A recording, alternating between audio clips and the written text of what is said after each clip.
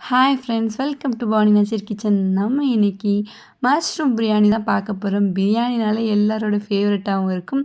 அந்த ரெசிபி எப்படி சொல்லலான்னு பார்க்கலாம்.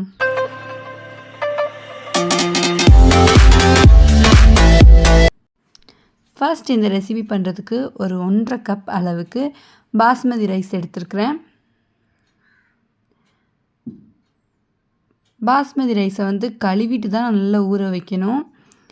இப்போ தண்ணி சேர்த்துட்டு நல்லா ஒரு 3-4 முறை நல்லா கழுவி எடுத்துகிட்டு அதுக்கப்புறமா ஊற வச்சிடலாம். பாஸ்மதி ரைஸ் எவ்வளோ நேரம் ஊற வைக்கணும்னா, நம்ம பிரியாணி செய்ய ஆரம்பிக்கும் போது ஊற வச்சாலே போதுமானது.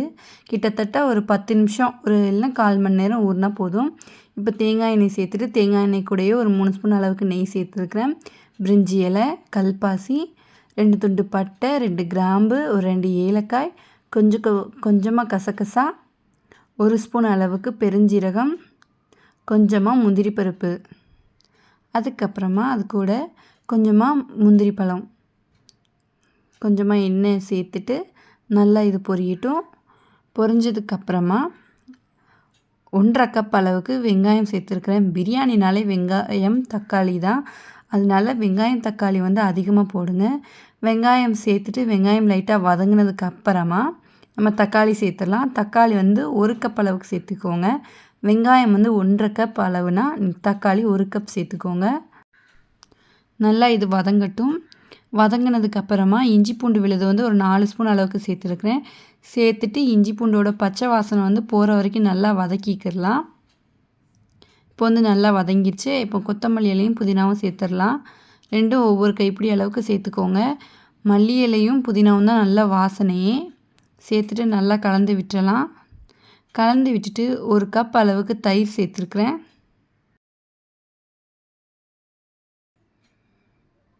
தயிர் சேர்த்துட்டு நல்லா கலந்து விட்டுறலாம். இப்போ இது கூடயே இது லைட்டாக வேகட்டும். அதுக்கு வேகிற நேரத்தில் கொஞ்சமாக ஒரு மசாலா ரெடி பண்ணி எடுத்துடலாம். 1 ஸ்பூன் அளவுக்கு சீரகம், 1 ஸ்பூன் பெருஞ்சீரகம், ஒரு 1/2 ஸ்பூன் அளவுக்கு மிளகு, 2 ஸ்பூன் அளவுக்கு மல்லித்தூள், இதெல்லாம் சேர்த்துட்டு நல்லா எந்த அளவுக்கு முடியுமோ அந்த அளவுக்கு பவுடராக அரைச்சி எடுத்துகிட்டு வந்துடலாம். இது கூடயே 3 ஸ்பூன் அளவுக்கு பிரியாணி மசாலா சேர்த்துக்கலாம். உங்களுக்கு தேவையான அளவுக்கு சேர்த்துக்கோங்க. நல்லா கலந்துட்டு இப்போ ஒரு பாக்ஸில் எந்த அளவுக்கு மஷ்ரூம் இருக்குமோ அந்த அளவுக்கு மஷ்ரூம் நான் எடுத்துருக்கிறேன். அதை நல்லா வாஷ் பண்ணிவிட்டு குட்டி குட்டியாக உங்களுக்கு எந்த அளவுக்கு வேணுமோ அந்த அளவுக்கு நீங்கள் கட் பண்ணி எடுத்துக்கலாம். கட் பண்ணி எடுத்ததை உள்ளே சேர்த்துட்டு நல்லா கலந்து மசாலாலாம் பட்டதுக்கப்புறமா நம்ம ஊற வச்சுருக்கிற பாஸ்மதி ரைஸை நம்ம உள்ளே சேர்த்துடலாம்.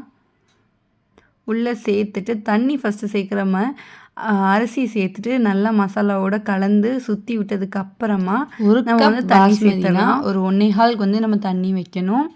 அப்படின்னா நம்ம 1.5 வச்சுருக்கோம் அப்படின்னா 3 அளவுக்கு தண்ணி வச்சுருக்கிறேன்னா இப்போ தண்ணி வச்சுட்டு உப்பு உரப்பு பார்த்துட்டு அதுக்கப்புறமா விசில் போட்டுடலாம். கரெக்டாக ஒரு 3 விசில் வரலாம். கூட போனால் ஒரு போதுமானது. கரெக்டாக அவ்வளோதான். இப்போ பாருங்கள், பாஸ்மதி ரைஸ் மஷ்ரூம் பிரியாணி சூப்பராக ரெடி ஆகிட்டு என்னோடய ஸ்டைலில் சிம்பிளாக இவ்வளோ டேஸ்டியாக அப்படி கடைகளில் கிடைக்கக்கூடிய அதே சுவையில் வீட்டில் சூப்பராக செஞ்சாச்சு. இந்த ரெசிபியை மறக்காமல் நீங்கள் உங்கள் வீட்டில் ட்ரை பண்ணி பாருங்கள்.